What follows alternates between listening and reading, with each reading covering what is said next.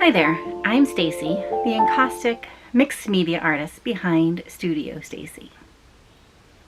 Encaustic literally means to burn in. So I paint with beeswax and a torch, and because it's mixed media, pretty much anything else I can get my hands on. If you're new around here, welcome. If you're a returning viewer, welcome back.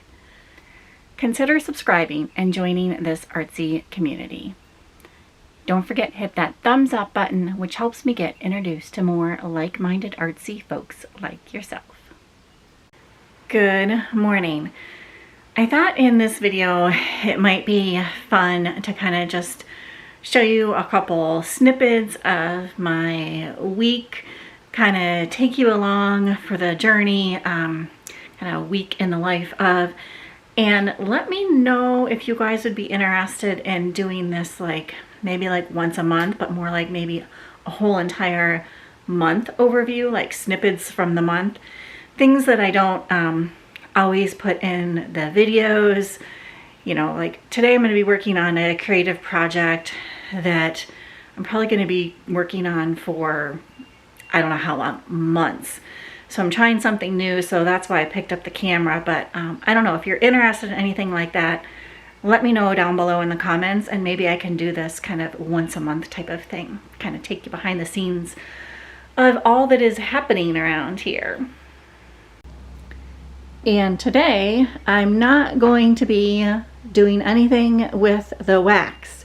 So I'm going to clear this area off, and I think I'll probably put freezer paper down just to protect the surface some. So yeah, so let me get this cleared off and I'll explain what I'm going to be doing. So I want to experiment with the Gelli plate, printing plate here, with some oil paints and then also with some encaustic gesso mixed in with some India ink, some Bombay India ink, and some black Sumi ink. So just to kind of see how this works out. I've also done a bit of leaf collecting over the past couple days. So I'm going to be printing these leaves. And here you see I'm just kind of around foraging down our street for some and around our yard. And I'm picking a particular leaves that go with the West Virginia tree project because I want to expand on that project eventually down the road. It'll be a little while still, but I'd really like to kind of take this further. And so here I am just jelly printing those leaves out. And here you're going to see some of the final results coming up. And I will pick you back up in a couple days when I have more going on, but just wanted to thank you for following along on this quick little jelly print journey.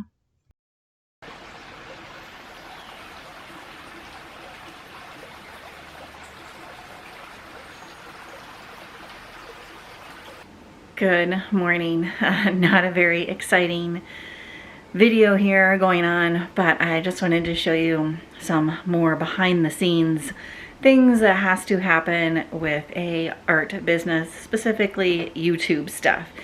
And I got a larger external hard drive to back up videos. So I'm backing up videos this morning. If you hear clicking, the wax is actually on, and by the time you see this video, you will have seen what I'm painting.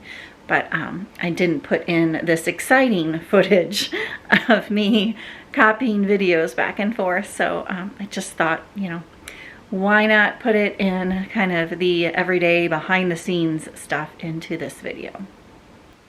It has been several hours later. The computer is still spinning over there in the corner. I have this sketch done that I was working on, the encaustic sketch. And so I think I'm gonna switch gears. I did a little bit of foraging. And so I think I'm gonna switch gears and do some mono printing, jelly plate printing this afternoon for about an hour or so. And then before I call it quits for the day. But yeah, the computer is still going. There's a lot to back up.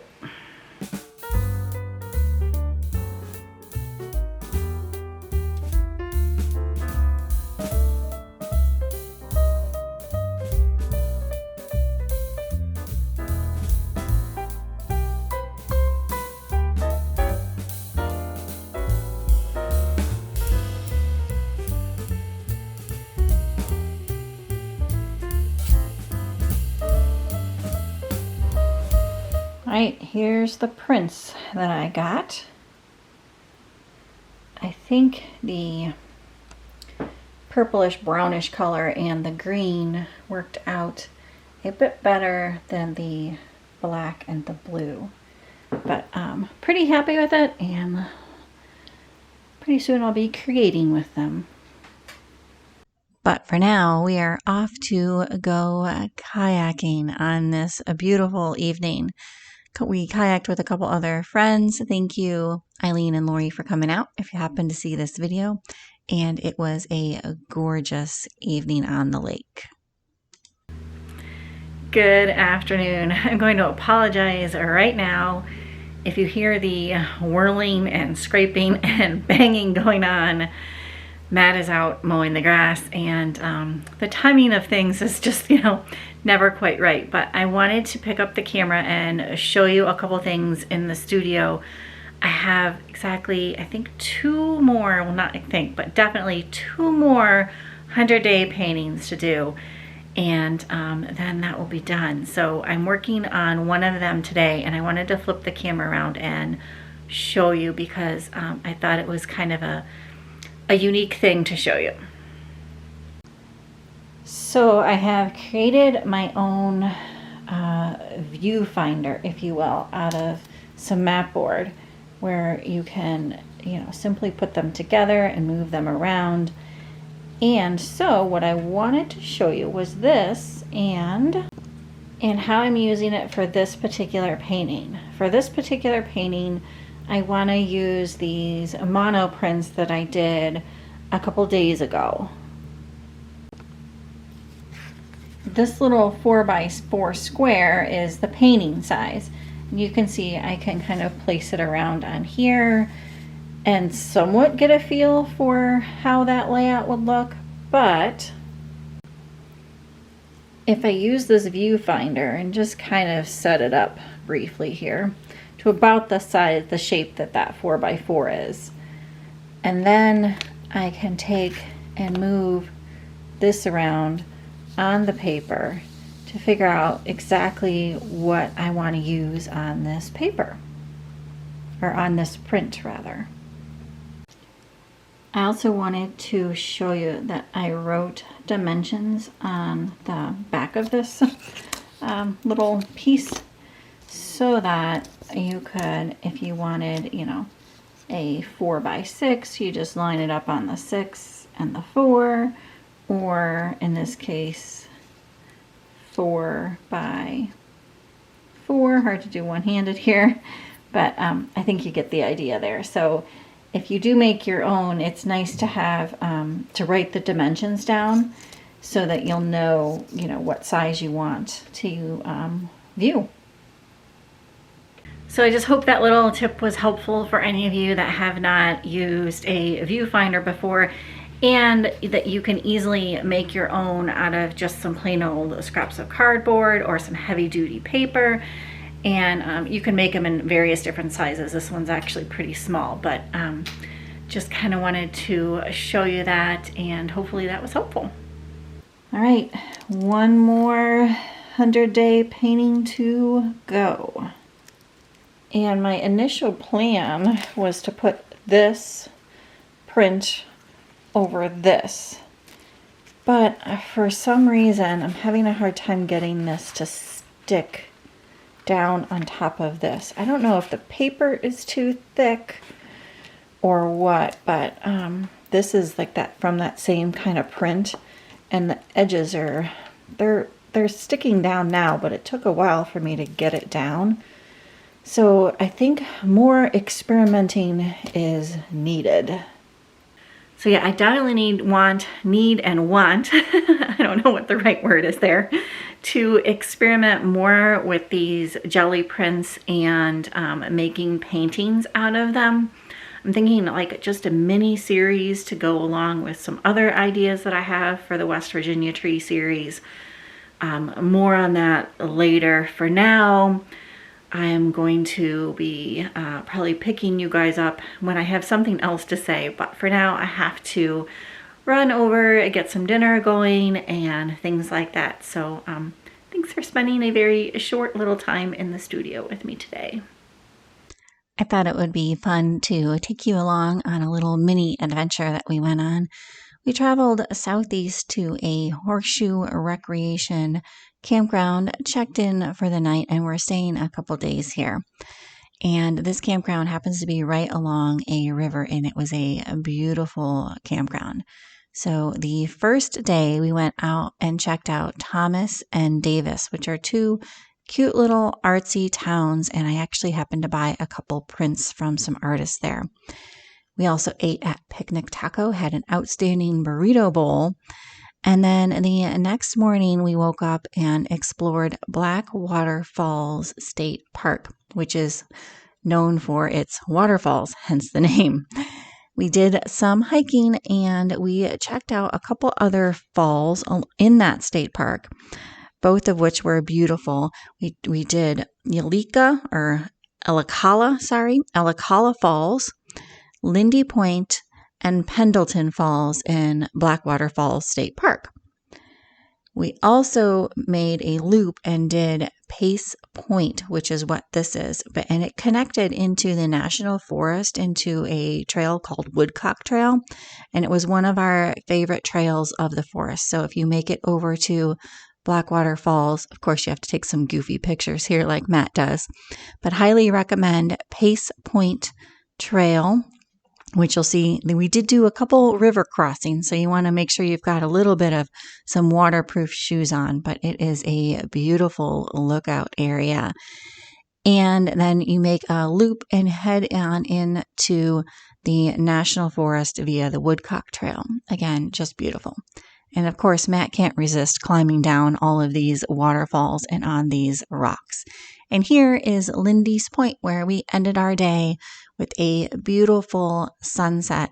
And I was actually amazed at how many places we had completely to ourselves. It was a wonderful time here at Blackwater State Park.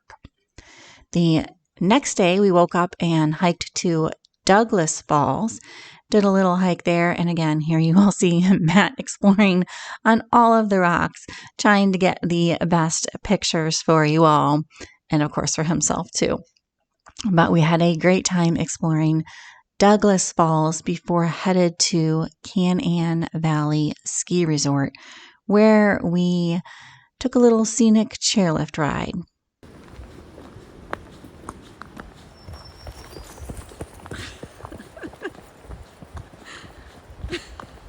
There's a bear behind you!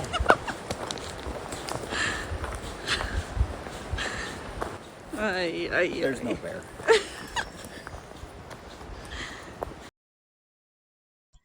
Welcome to Can Valley Ski Resort.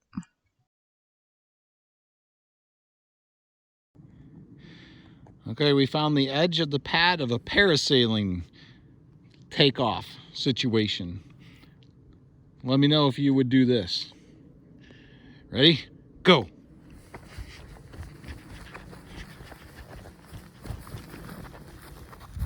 Whee!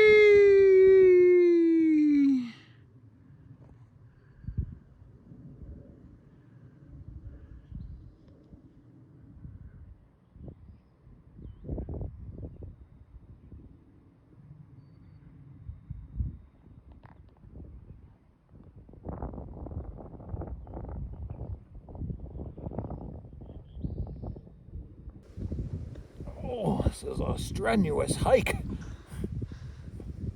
Really steep downhill. Very downhill. Knees and ankles killing me.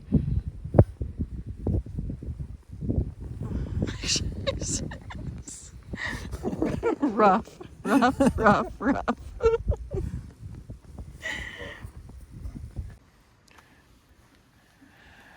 We're walking in sunshine. Whoa! It's time to feel good. Dun, dun, dun, dun, dun, dun, dun, dun, dun, dun. Cheat hiking. We ended the evening back at the campground with a campfire under a beautiful lighted moon. Under the beautiful moonlight. That's what I want to say. The next morning, we woke up pretty early and headed out hiking right from the campground. And we were taking Losh Trail to the Dorman Ridge Trail. And this is a it's not a loop, so you have to hike out and then hike back.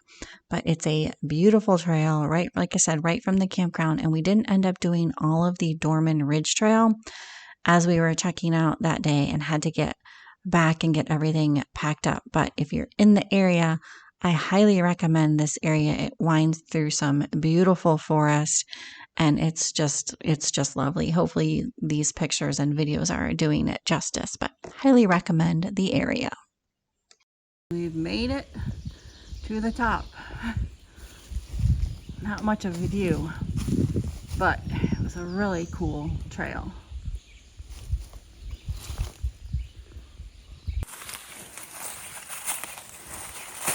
Skinny little paths.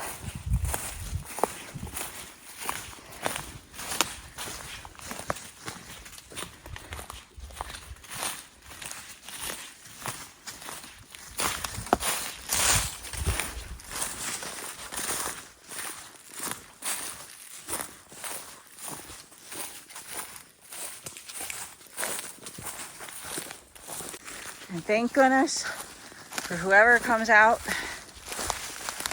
and marks these trails. Because this What trails? will be pretty easy to get lost in. My name's Lostin.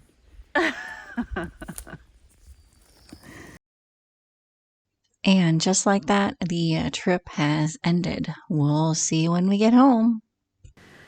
All right, we have made it back home. Don't mind the big mess behind me. The dishes from the camping trip, water bottles and jugs and such. But I flipped on the camera because I wanted to show you the 2 prints that I got from the Thomas area in here in West Virginia. So let me flip the camera around and show you them. It's one of my things. Matt likes to get t-shirts and hats and things like that when we go on trips, and I like to buy some local art if I can find any local artists in the area. So and then I take and hang them in the studio. However, this studio I have to find some space for, but at any rate, let me flip the camera on and show you these. Okay, here's the first one, and this is by John Ryan Brubaker. And of course it's trees. My obsession with trees continues from other artists. But there is his information. Hopefully that camera's focusing. And this was the other one I got. It's much smaller. It's kind of a postcard size. And this is from the Art of Seth. If I can hopefully get the camera to focus there, maybe. Okay, I think that's good. But I got this one because of the saying. So let me just zoom in on the saying here. I thought I would take the time and read this saying in case it didn't come through in the camera. It is one of the main reasons I bought this little postcard print. I like the artwork on it as well, but the saying really just drew me to it. So it says, Cynthia frequently had a hard time explaining the things she saw, and while she never really minded the fact that folks often found her quite strange for this, she was always a little concerned that they were missing out on the good bit of magic that surrounded them. I just thought it was perfect. I also wanted to show you that the camper is no longer in the barn. Camper is now tucked out here, out back, and we're enjoying our beautiful views again. So I think this is the official start of summer now that we have the camper moved out here. If you can hear those birds chirping loudly, Hopefully it's not too distracting, but yeah, we're loving that it's now moved out here and we're kind of camping out in our backyard again. At any rate, I do hope you enjoyed coming along on this video, seeing a few little painting snippets, kind of gearing you up towards what I'm going to be working on for the next several months in between these big paintings that I still need to get finished for the other series. But yeah, hope you enjoyed seeing those, and also hope you enjoyed coming along on our little mini adventures. We have several more planned for the summer, so I'm hoping to also take you along on those. So if you did enjoy it, you know what to do. Give it a thumbs up. It really, truly, truly does help me out. If you're not subscribed, consider doing that too, so you don't miss any of these fun adventures or little artsy videos.